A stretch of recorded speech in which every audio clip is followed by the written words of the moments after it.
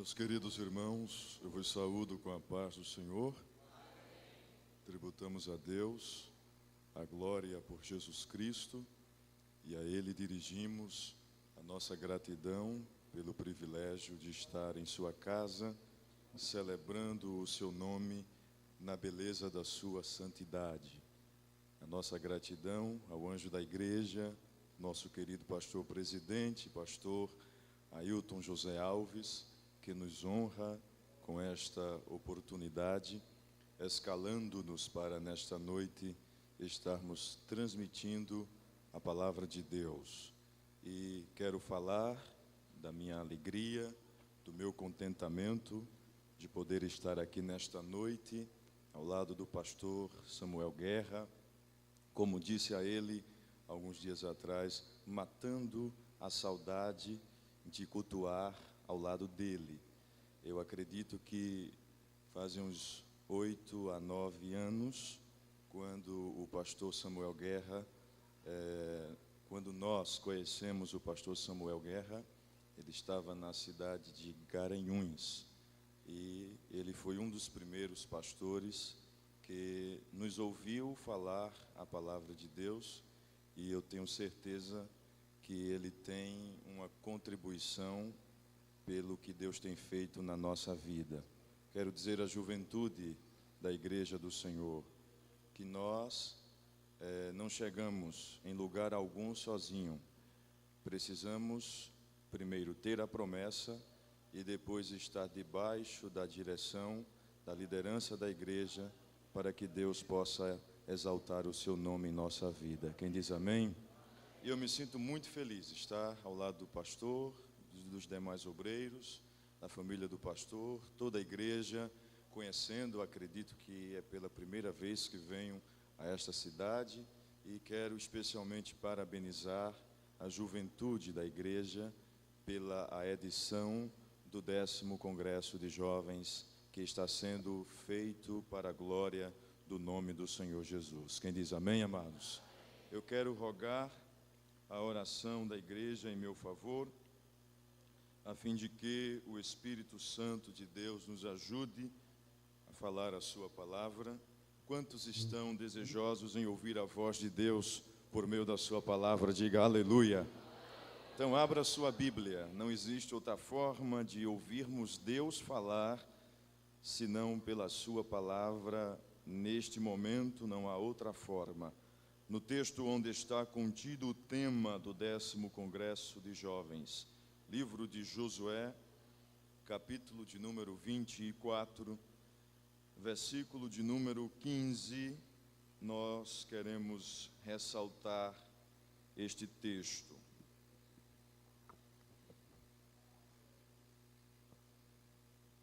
Assim nos diz a palavra do Senhor. Vamos ler do versículo 14 até o versículo de número 15. Agora, pois, temei ao Senhor e servi-o com sinceridade e com verdade, e deitai fora os deuses aos quais serviram os vossos pais, da além do rio e no Egito, e servi ao Senhor. Porém, se vos parece mal servir, se vos parece mal aos vossos olhos servir ao Senhor, escolhei hoje a quem servais. Se os deuses a quem serviram os vossos pais, que estavam da além do rio, ou os deuses dos amorreus, em cuja terra habitais. Porém, eu e a minha casa serviremos ao Senhor. Quantos podem dizer amém? Meus amados, eu acredito que desde o primeiro dia da festa, que Deus vem usando pela instrumentalidade os seus servos, por meio da sua palavra, trazendo palavras de edificação e talvez de exortação à igreja do Senhor, à juventude, de forma que todos estão sendo edificados pela palavra de Deus. Acredito que foi desenvolvido o contexto histórico desse texto sagrado, ora lido. Os irmãos, por certo, tiveram a oportunidade de ouvir, por meio da palavra de Deus, a história de Josué, este momento crucial em que ele convoca o povo de Israel, que havia enveredado pelo caminho da idolatria, ainda que Deus tivesse dado exortações, advertências, de que quando o povo entrasse na terra, o povo não deveria fazer alianças com as nações que ali estavam, não deveriam se curvar diante dos deuses que ali estavam, mas o contexto nos mostra exatamente que o povo fracassou. E Deus levantou Josué em um momento oportuno para congregar o povo e chamá-los a uma responsabilidade, a fazer com que eles tomassem uma decisão. E o texto nos informa que o povo de Deus entendeu e reafirmaram o seu concerto com o Senhor. Quem diz amém? Mas para esta noite, eu desejo seguir a direção do Espírito Santo de Deus e quero destacar a expressão do servo do Senhor, Josué, a expressão contida no versículo de número 15. Ele diz assim no texto: porém, se vos parece mal aos vossos olhos servir ao Senhor, aí ele diz, escolhei hoje. Você pode dizer comigo? Escolhei hoje. Diga mais forte, escolhei hoje. Esta expressão estará nos embasando ao seguinte tema: as consequências das escolhas na vida do jovem. Você pode dizer bem forte comigo? Diga, as consequências das escolhas na vida do jovem. É basicamente sobre isto que queremos meditar com a juventude e com toda a igreja, sobre as escolhas, os princípios, as verdades que estão contidas nesta expressão que Josué disse, escolhei hoje. Em primeiro lugar, eu quero dizer a todos nós que aqui estamos congregados, de que Deus, quando nos criou, Ele nos dotou de livre arbítrio. Deus, ao nos criar, nos deu a capacidade livre de fazermos escolhas. Esta é uma das verdades que nos distingue das demais criaturas. Além de sermos imagem e semelhança de Deus, nós temos a capacidade de fazer escolhas livremente. Quando olhamos para o livro do Gênesis, nós vemos que Deus criou Adão, nós vemos que Deus formou Eva, Deus formou o jardim do Éden e colocou ali o casal, Adão e Eva, para que eles vivessem ali. Eles deveriam cuidar do jardim, lavrar o jardim e dali tirar o seu mantimento. E a Bíblia diz, no capítulo de número 2, que o Senhor determinou o seguinte, que de todo o fruto da árvore, das árvores que haviam no jardim, eles poderiam comer livremente, mas do fruto da ciência, da árvore da ciência do bem e do mal, o Senhor disse, não coma, porque no dia em que você comer deste fruto, certamente você morrerá. A Bíblia nos informa que em um dado momento da história do casal, a serpente, o inimigo de Deus por meio da serpente, começou a dialogar com Eva. Enquanto Eva estava possivelmente colhendo frutos, ele inicia um diálogo, distorcendo o que o Senhor Deus tinha dito ao casal. A palavra do Senhor nos diz que ele a enganou, porque ele disse, é assim que Deus disse, vocês não devem comer de nenhum do fruto das árvores do jardim? A mulher respondeu, Eva, não, Deus não disse assim. Deus disse que a gente poderia comer livremente de qualquer fruto, menos do fruto da árvore da ciência do bem e do mal. Deus disse que a gente não deveria comer, a gente nem pode tocar neste fruto. Pelo que o inimigo de Deus disse a Eva: não é verdade, vocês não morrerão. É porque Deus sabe que quando vocês comerem do fruto, vocês serão iguais a Deus, sabedores do bem e do mal. E diz a palavra que quando Eva ouviu esta argumentação do inimigo de Deus, ela atentou-se para o fruto e percebeu que ele era desejoso, ele era belo, ele era apetitoso. E diz a palavra que ela fez uma escolha. Ela deixou de ouvir a voz de Deus, ouviu a voz da serpente e tomou do fruto e comeu e deu a seu marido. Seu marido, por sua vez, também fez uma escolha, porque a Bíblia diz que ele tomou do fruto e comeu. A Bíblia diz que Deus, quando repreendeu a Adão, Deus disse assim: por que destes ouvido a voz de Eva, tua mulher? Você deixou de ouvir a minha voz para ouvir a voz de Eva e comeu do fruto. Percebam que o ser humano, ele tem a capacidade de fazer escolhas. Deus não anulou o livre-arbítrio do homem. Deus, eu vou repetir, não anulou e não anula o livre-arbítrio do homem. Daí nós entendemos que a vida humana, ela é construída de escolhas, ou por escolhas. E estas escolhas, nós podemos classificá-las nesta oportunidade como escolhas simples, diga comigo, escolhas simples e escolhas complexas. E nós entendemos, à luz da palavra, que estas escolhas simples e complexas, que constroem a vida de qualquer um de nós, elas compreendem ou preenchem as áreas da nossa vida, seja ela física, emocional ou espiritual. E aqui nós temos um grande desafio para a juventude da igreja. Aqui nós temos um grande desafio para a mocidade da igreja.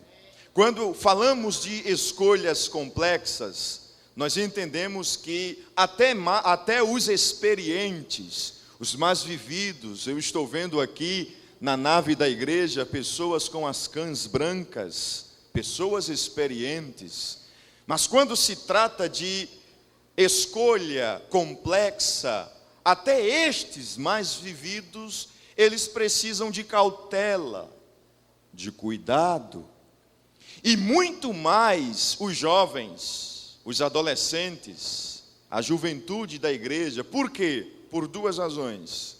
Primeira, porque esta fase, a fase da adolescência e juventude, é uma fase de projeção para a vida adulta.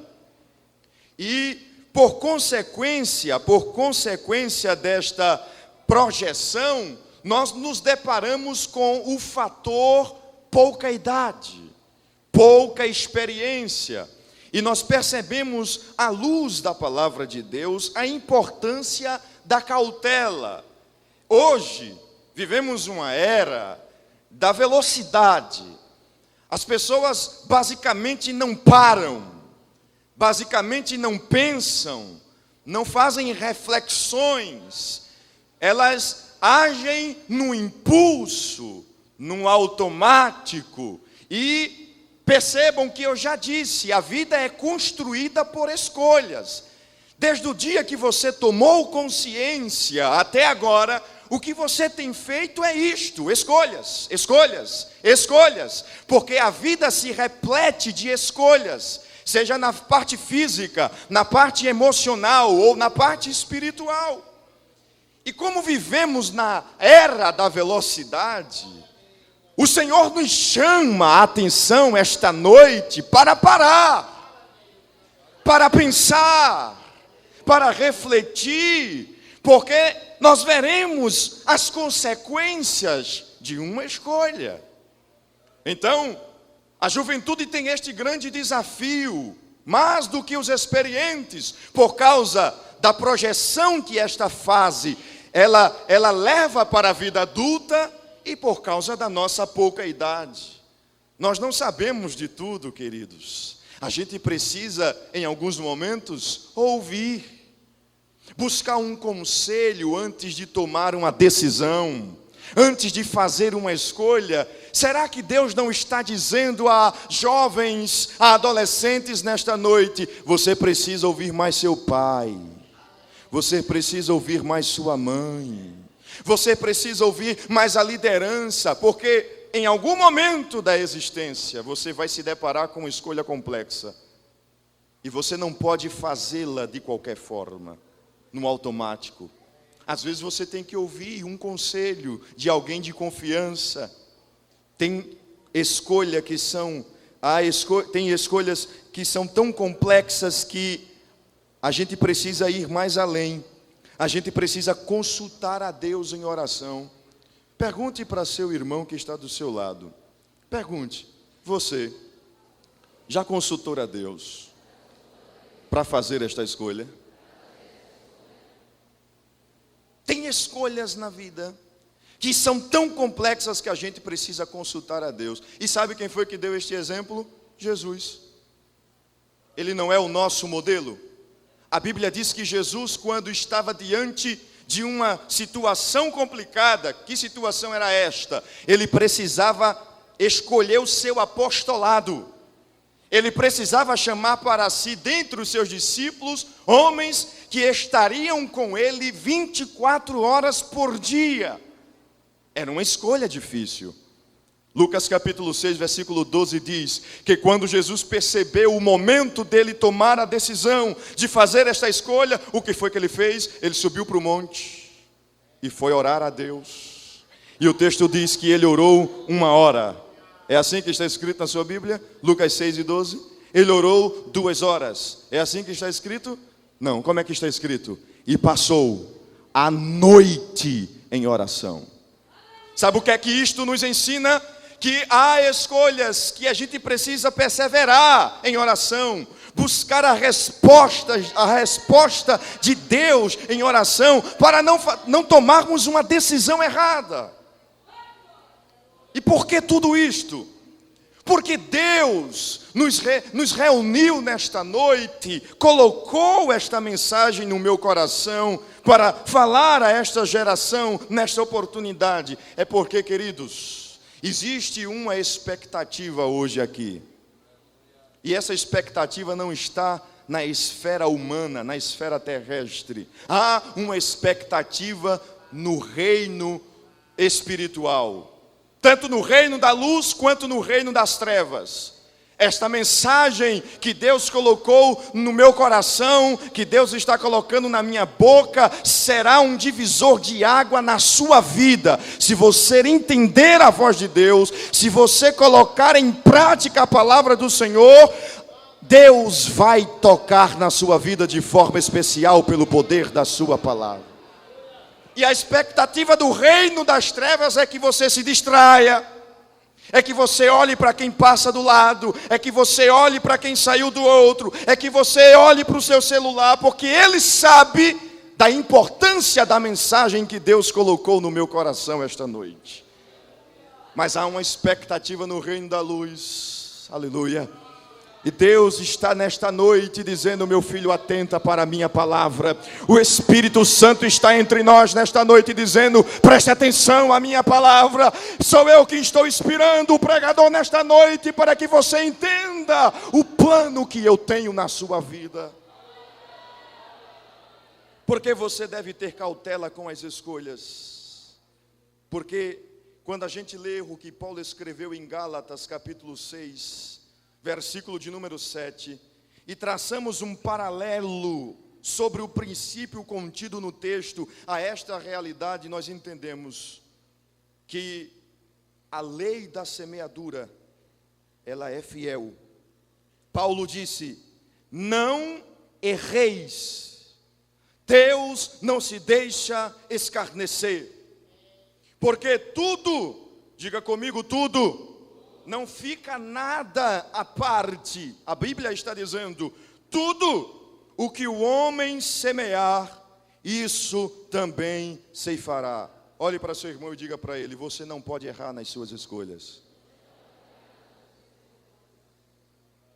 Você não pode errar, moça, nas suas escolhas. Você não pode errar, rapaz, nas suas escolhas. Por que eu não posso errar? Por causa do princípio da lei da semeadura. Você não pode errar na semeadura das suas escolhas, porque são elas, as escolhas, que determinam o sucesso ou o fracasso de uma pessoa. Você não pode se queixar do que você é a seu pai, a sua mãe, a Deus, ao pastor. Você é um ser inteligente, dotado de livre-arbítrio. Eu e você, nós somos o resultado das nossas escolhas de ontem.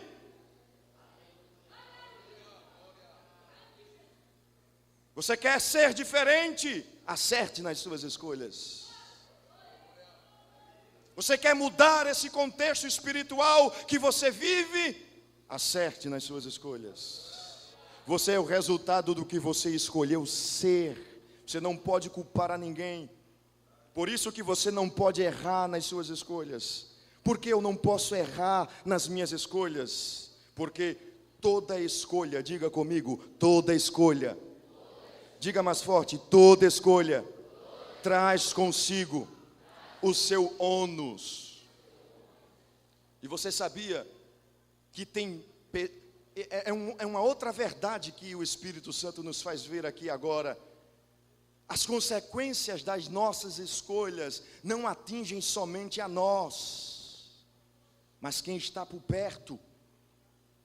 Quantos pais choram por causa das escolhas erradas de seus filhos? Quantas mães perdem o sono por causa das escolhas erradas de seus filhos? O filho escolheu sair da igreja, a filha escolheu o caminho da prostituição, o filho escolheu o caminho da idolatria, a filha escolheu o caminho das drogas. Mas o Espírito do Senhor está dizendo aqui nesta noite aos pais: não coloque um peso sobre você cuja responsabilidade está nas escolhas de seus filhos. Por isso que esta geração não pode errar nas suas escolhas, porque ela traz consigo, toda escolha traz consigo um ônus, toda escolha traz um preço a pagar, seja esta escolha acertada ou errada. Gente, como é isso, irmão Salatiel? Se eu acertar na escolha, eu vou pagar por um preço, porque acertei na escolha. E se eu errar a escolha, eu também vou pagar por um preço, por ter feito uma escolha errada? Sim, toda escolha tem um preço a pagar. Nada é fácil. Somente a teologia da prosperidade que prega aí algo fácil. Mas o Evangelho de Cristo é aflição. Ele disse: no mundo tereis aflições. Toda escolha traz um ônus, traz um preço. Quer ver um exemplo? José, quem se lembra da história de José aqui?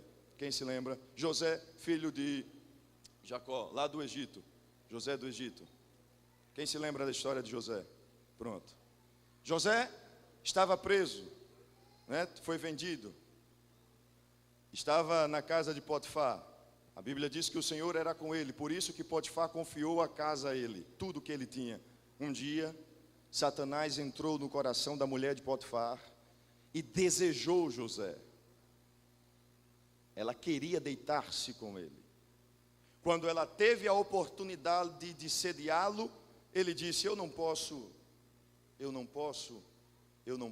Mas teve um dia que a pressão foi tão grande que a Bíblia diz que ela ficou próximo a ele e disse: não tem ninguém em casa, deite-se comigo. Ele disse: eu não posso trair o meu senhor Potifar, eu não posso pecar contra o meu Deus, porque prostituição é pecado ou não é pecado? É pecado. Adultério é pecado ou não é pecado? É pecado. Aí José está diante de uma escolha: deitar-se com a mulher de Potifar, e não deitar-se. Se ele se deitasse, ele pagaria um preço? Sim ou não? Sim ou não? Qual era o preço que ele ia pagar? Potifar ia descobrir, irmãos. Ia matar José. A lei era olho por olho e dente por dente. Ele foi infiel. Ele ia pagar com a vida. Mas qual foi a escolha de José? Eu não posso. Ele soltou-se dela, deixou a capa e fugiu. Ele pagou um preço por esta escolha? Pagou ou não pagou? Ele foi para onde? A Bíblia diz que ele foi para o cárcere, injustamente, por uma escolha certa que ele fez. Qual é a diferença de pagar o preço na escolha errada, de pagar o preço pela escolha certa? É que na errada, quem paga o preço, quem traz as consequências de uma escolha errada, traz uma consequência embasada no pecado. E a consequência do pecado é morte. Quem paga o preço por uma escolha acertada, a consequência dela está embasada na justiça de Deus. Porque a Bíblia diz que até no cárcere o Senhor era com José. Quem lembra da história de Daniel e seus amigos? Eles estavam na Babilônia, foram trazidos cativos por Nabucodonosor. Nabucodonosor destruiu Judá e levou a nobreza de Israel para a Babilônia. E ali escolheu dentre os nobres os melhores para servir no seu palácio. E como bonificação do treinamento que eles estariam prestando a Nabucodonosor, Nabucodonosor determinou, não foi um pedido, foi uma ordem, um decreto, que a alimentação de todos os que estivessem participando do treinamento deveria sair da sua mesa. As iguarias do rei eram servidas aos jovens hebreus. Não só eram 4 jovens hebreus, era um grupo numeroso de hebreus da linhagem real, da nobreza de Israel, para servir ao palácio de Nabucodonosor. Mas a Bíblia diz que quando Daniel tomou conhecimento do cardápio de Nabucodonosor, a Bíblia na versão atualizada diz que ele resolveu, versículo 8 do capítulo 1. E a palavra resolver vem da expressão resolução. Resolução é alguém se colocar em pé, de pé como eu estou, diante de um público e tentar persuadi-los com o seu argumento. É como se Daniel tivesse tido a oportunidade de pregar, como eu estou tendo hoje, e trouxesse uma palavra de Deus, como eu estou trazendo hoje. Daniel, quando tomou conhecimento do cardápio de Nabucodonosor, ele se colocou de pé e disse: meus irmãos, nós não podemos comungar com os babilônios, não podemos comer das iguarias de Nabucodonosor. Por quê, Daniel? Porque eu descobri que a comida que é servida ao rei, ela é oferecida aos deuses pagãos da Babilônia. E nós não reconhecemos nenhum deles, senão o único Deus verdadeiro. E isto é abominação aos olhos do Senhor. Sem falar que no cardápio, no menu dele, de Nabucodonosor, tem animais que a nossa lei cerimonial declara imundo. Vocês vão comer? Olha uma escolha a ser feita agora. Quem é que vai comer? Daniel pergunta: quem não vai comer comigo, fica de pé. Aí se levanta Ananias. Se levanta 2, Misael. Se levanta 3, Azaria. E o restante fica tudo sentado. Fizeram uma escolha: comer das iguarias do rei. Toda escolha tem um preço, sim ou não? Toda escolha tem um preço, sim ou não? Qual foi o preço que Daniel, Ananias, Misael e Azarias pagaram por escolher não comer das iguarias do rei? Foi quando Aspenaz consentiu na sugestão de Daniel. eles passaram 3 anos inteiros comendo. Vamos traduzir, contextualizar para os nossos dias. Batata doce, beterraba, inhame, maxixe, jiló. É gostoso? Um dia até a gente come, né, irmãos? 2 dias. 10 dias já é um desafio, sim ou não? Como foi o desafio deles? Mas 3 anos é o preço. Já os outros, durante os 3 anos, se fosse hoje, comeram lasanha, hambúrguer, aqueles grandões, Coca-Cola. Mas qual foi o preço que eles pagaram? Já começaram a pagar o preço nos 10 dias. Quando Aspenaz chamou a todos para fazer o diagnóstico, para saber se continuava com a dieta de Daniel, a Bíblia diz que ele percebeu que os 4 jovens, eu estou parafraseando para você entender a palavra, é como se Aspenaz tivesse dito assim: vem cá você comeu o quê? Não, eu comi da iguaria do rei. E você comeu o quê da iguaria do rei? Eu comi lasanha e bebi Coca-Cola. Foi? Foi, então vem cá, suba aqui na balança. Quando ele subiu, 112 quilos. Qual é a sua altura, meu filho? 1,60 m. Epa, você está obeso. 1,60 com 112? Qual é? Deixa eu tirar a sua glicose. Tirou a glicose, está alta. Pressão, está alta. Quando chamou os meninos que comeram legumes e beberam água, estava tudo normal. Pressão 12/8, glicose abaixo de 80, abaixo de 90. Peso versus altura, já começaram a pagar o preço daí, mas o preço maior, irmãos, foi no fim. Porque quem escolhe comer legumes e beber água, Deus destaca ele. A Bíblia diz que aos 4, Deus deu sabedoria, inteligência, conhecimento. E a Daniel, Deus chamou para o ministério profético. Aí ele deu a capacidade de interpretar sonhos e visões. Você está entendendo a mensagem de Deus? Vamos mais à frente. Já no finalzinho do reinado de Nabucodonosor, Satanás entra no coração dele e diz assim: eu estou decidido a mostrar minha glória. Eu quero erigir uma estátua aqui de quase 30 metros de altura, por quase 3 de largura, batida no ouro. E quero que todos os meus líderes, prefeitos, sátrapas, todos os que têm cargo público em Babilônia, venham homenagear, participar da celebração, da consagração da minha estátua. Até aí tudo bem. E você vai entender por que tudo bem.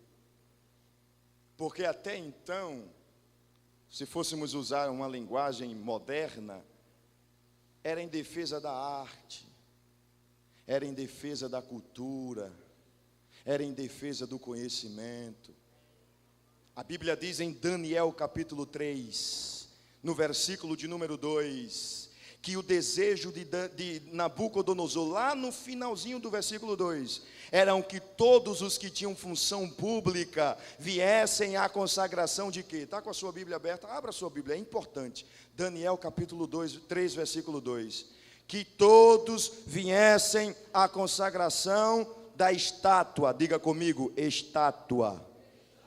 A intenção de Nabucodonosor, a princípio, era esta. E quando o arauto saiu convidando todo mundo, porque o rei tinha dado um ofício, um decreto, e quando todo mundo estava congregado, aí a história começou a mudar. Veja no versículo de número 3, que a Bíblia diz que quando todos se juntaram, aí lá no versículo final, lá na parte final, quando todos se juntaram, eles iam se juntar diante de quem? Diante de uma estátua. Não é isso que está escrito no versículo 2? Mas o versículo 3 diz assim: mas que quando todos se juntaram, aí lá no finalzinho diz assim: estavam de pé diante da estátua que Nabucodonosor tinha levantado. É assim que está na sua Bíblia? É estátua que aparece na sua Bíblia? É o quê? Imagem. Mas não era estátua. Lá no versículo 2, Nabucodonosor convoca todo mundo para a celebração da inauguração, da solenidade da sua estátua. Mas quando todo mundo vem, e que o arauto apregoa dizendo: vocês estão agora diante da imagem. Qual é a diferença? A diferença está na intenção ardilosa de Nabucodonosor. Ele conseguiu atrair a todos em nome da cultura, em nome da arte, em nome do conhecimento. Mas quando todos são atraídos e chegam diante da proposta, ele revela para que veio. Vocês estão aqui para adorar a minha imagem, a representação do meu Deus, ou dele mesmo como Deus. Sob pena capital. Qual era a pena? Se alguém desobedecer, vai para a fornalha de fogo ardente. Só que quem é crente com Daniel e sem Daniel. Amém? No dia lá da comida, Daniel estava. Mas no dia da fornalha, Daniel estava fora, resolvendo as coisas do rei. Mas quem é crente lá atrás é crente na frente. Quem é crente na igreja, é crente na igreja, é crente em casa, é crente na faculdade, é crente na feira. Aonde ele for, ele revela que já fez uma escolha. A pena de morte, se não adorar, morre. Quando todos os instrumentos tocarem, se curvem. Prestem culto, prestem adoração. E eu aqui chamo a atenção da igreja de novo para dizer que de hebreus não só estavam Ananias, Misael e Azarias. Porque muitos dos que fizeram treinamento, que foram aprovados, estavam naquela celebração. Haviam outros que quando ouviram o toque da trombeta, dos instrumentos, por causa da fúria, da ameaça de Nabucodonosor, se curvaram com medo. E se renderam diante da estátua do ídolo, que no hebraico aqui é Péssel, mas a Septuaginta traduz para o eidolon do grego, que significa a representação de um deus pagão. E todo hebreu crescia ouvindo papai e mamãe dizendo: meu filho, só o Senhor é o único Deus, só Jeová é Deus, só Iavé é Deus. Foi a recomendação de Deus: coloque na porta do quarto, coloque na mão, na roupa, aonde tiver espaço, que ele não esqueça disso. Mas quando chegou a hora deles reafirmarem a escolha que fizeram, somente 3 permaneceu como estavam. Todos de pé estavam diante da imagem, diz a palavra. Mas quando o instrumento tocou, todos se prostraram e adoraram, mas 3 ficaram de pé. Ananias, Misael e Azarias, eles fizeram a escolha. Tinha 2 opções: se curvar ou ficar em pé, se prostrar ou ficar em pé, adorar o ídolo ou continuar com a sua fidelidade para com Deus. E eles fizeram uma escolha, eles ficaram com o Senhor. E diz a Bíblia que por causa disso alguém viu, porque quando está uma multidão prostrada, quem está de pé se destaca. Por que essa igreja incomoda? É porque essa igreja está de pé. Quantas igrejas aí fora, e quando eu me refiro à igreja, eu me refiro à igreja brasileira, quantas igrejas já se prostraram, já caíram, já se curvaram, mas a igreja Assembleia de Deus em Pernambuco permanece de pé.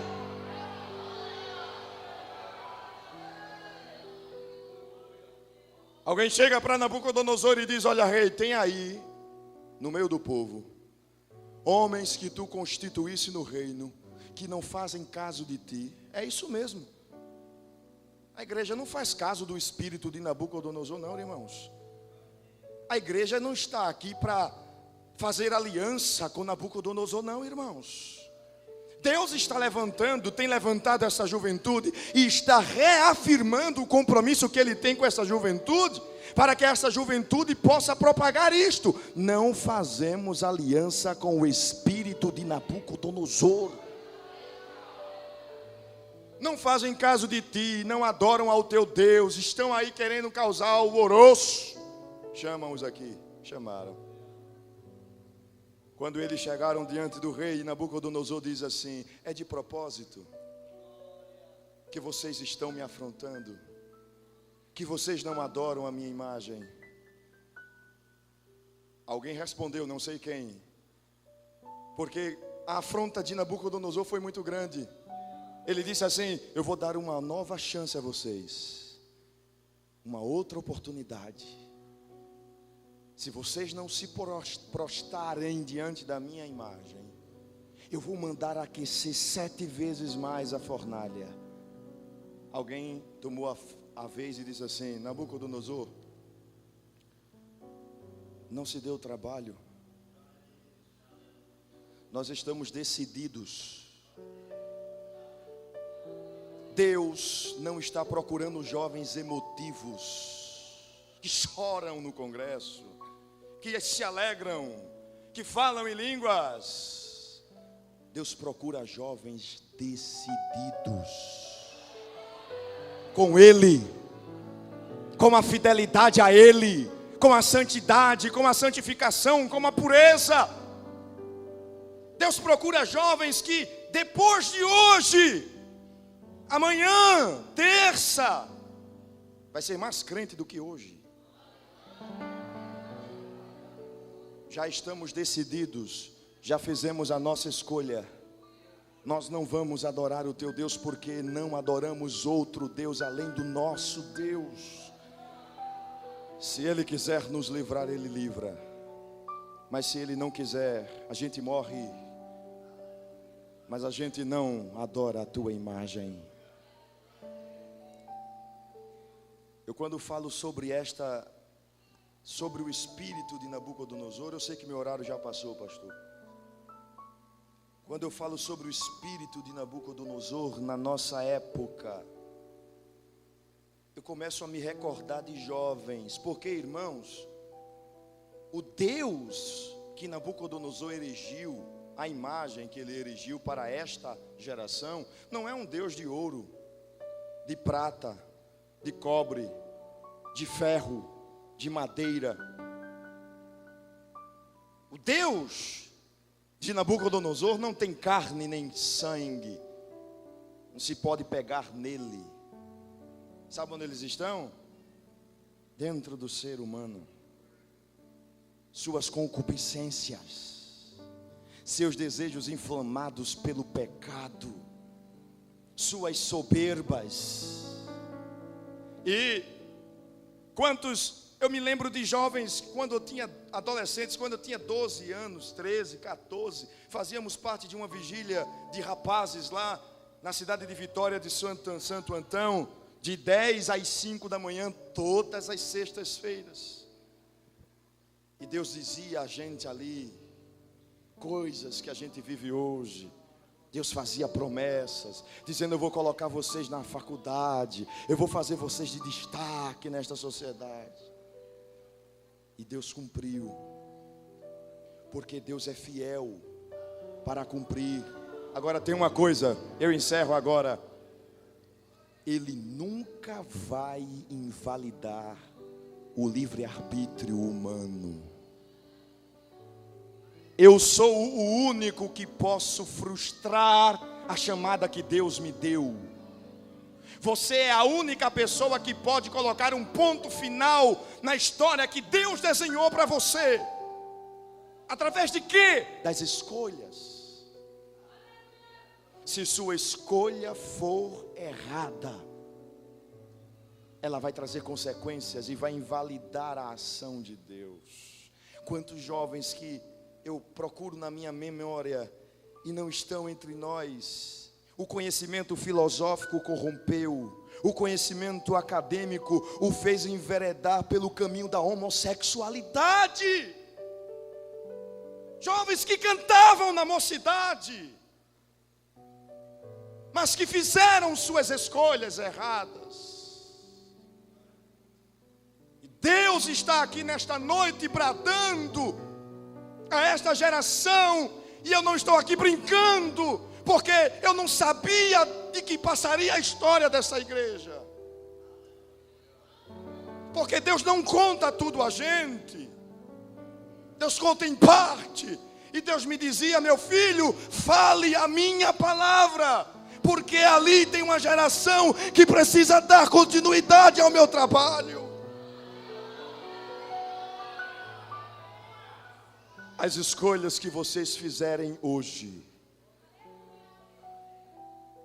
vai determinar o sucesso desta igreja amanhã. Vai continuar determinando o sucesso desta igreja amanhã. E Deus conta contigo. Deus conta com a tua vida. Olha, deixa eu encerrar. Olha para mim, por favor. Eu estou me dirigindo a vocês porque essa mensagem é específica. Você não é um erro de tabela de período fértil de sua mãe. Você não é um erro por falta de preservação dos seus pais, deles terem se prevenidos. Ainda que sua família seja uma família na ótica da Bíblia, uma família toda desestruturada, Deus diz a você: eu pensei em você na eternidade. Sua vida é o resultado do meu propósito para este tempo. E o diabo lhe seduz, o diabo lhe tenta, o diabo quer lhe tirar da minha presença, mas o meu espírito brada dentro do teu interior agora, dizendo: eu estou tratando contigo, moça. Eu estou tratando contigo, rapaz. Há uma emboscada do diabo. Ele está te chamando, te atraindo, mas o Espírito Santo está abrindo os teus olhos. Sente.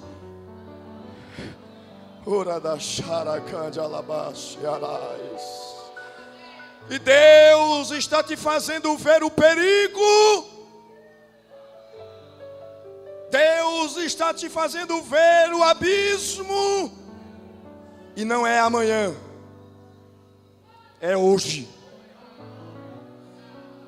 Não é amanhã, é hoje. Deus espera de nós nesta noite uma resposta. Nós vamos reafirmar a nossa aliança com Ele. Nós vamos reafirmar o nosso concerto com Ele. Nós vamos reafirmar a nossa fidelidade com Ele. Se nós vamos reafirmar, digamos agora a Ele: sim, Senhor. Sim, Senhor. Sim, Senhor. Sim, Senhor. Mas, irmão, o Senhor disse aí que a gente, quando faz escolha errada, a gente compromete a nossa história. Sim. Mas Deus me manda te contar a história de Sansão para concluir. Sansão nasceu como resultado de uma promessa. Deus prometeu a Manoá e a sua esposa: vocês vão ter um filho. Sansão nasceu como nazireu de Deus, separado para Deus. Deus disse a seus pais: ele será meu. Sansão cresce. Na sua juventude, Sansão faz escolhas erradas. E sabe como é que ele termina? No colo de Dalila, com o cabelo raspado, com os olhos vazados, sem visão de Deus, preso a uma moinha, sem direção. Oh, como Deus está falando forte aqui nesta noite. Eu estou falando para pessoas que não têm mais visão espiritual, não têm mais direção de Deus. As tuas escolhas te levaram a esta situação. Eu não posso tirar sua responsabilidade disso. Mas eu tenho uma palavra de consolo para ti. Se você pedir por uma oportunidade a Deus aí agora, Deus vai anular este teu passado pelo sangue que Ele verteu na cruz. Porque a Bíblia diz que Sansão orou ao Senhor, pediu uma nova oportunidade, e os seus cabelos começaram a crescer novamente, como sinal de que Deus estava lhe dando uma nova chance. E o cabelo grande era sinal da comunhão. O Espírito Santo voltou para Sansão, que lhe deu forças, e ele derrubou as colunas do templo e matou a todos, cumprindo o seu chamado, porque Deus disse: Ele vai dar início à libertação de Israel. Feche seus olhos. Ó Pai, eu estou diante da tua geração, Senhor. Geração de adolescentes e jovens. Os que estão aqui local, os que estão aqui visitantes, e a tua igreja congregada neste santuário, Senhor. O teu Espírito nos fez entender pela tua palavra que há uma investida de Nabucodonosor contra esta geração. Ele vai seduzir como fez com Eva. Ele vai atrair a todos, vai fazer muitos cair em transgressão, Senhor. Mas nesta noite, eu te peço, eu te oro, como ministro do teu evangelho, Senhor.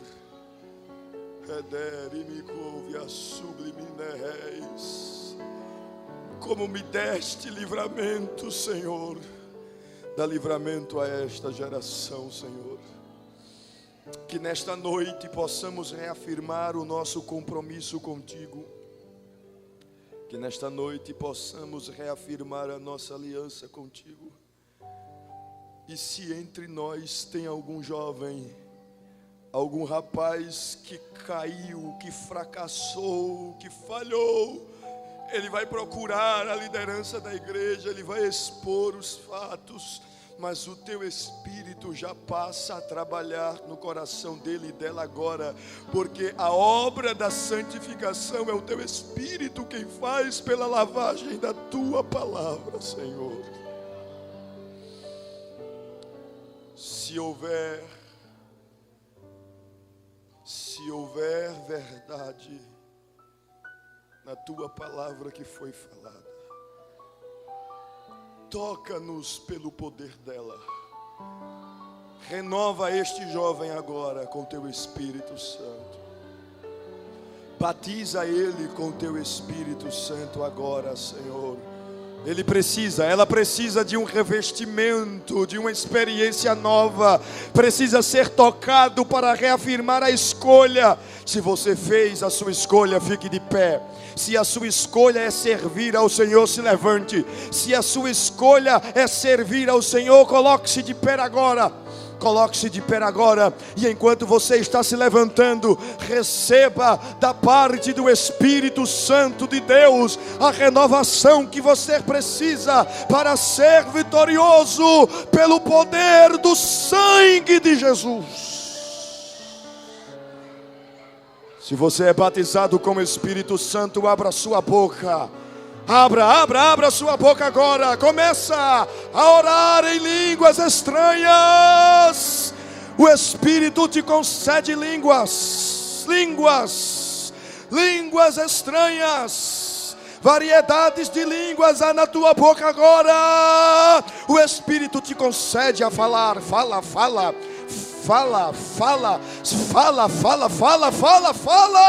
Deixa Deus te tocar por meio do seu Santo Espírito. Fala em línguas. Você é batizado com o Espírito Santo, fala em línguas. Você que faz tempo que não fala, e você sabe por quê? Deus está te dando uma nova chance nesta noite. Ele te toca, Sansão. Os teus cabelos começam a crescer agora. A restauração da tua comunhão está sendo feita agora. Abre a tua boca, abre a tua boca, abre a tua boca, abre a tua boca.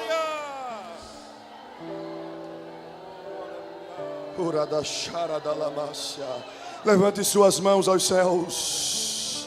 Adore a Deus, adore a Deus, adore a Deus. Você que não é batizado com o Espírito Santo, seja cheio de Deus, seja cheio de Deus. Fala em línguas, fala em línguas. Errada chora da lamana candalaba chora da laba arana churimi de candalabacia. Fala, o Espírito Santo te concede. A língua já chegou na tua mente, já chegou na tua voz. Abre a boca, abre a boca. Tem um fogo do Espírito que te explode. Abre. Era baixora. Ira mandalabassuca, mandalabachara da labácia. Enche Jesus.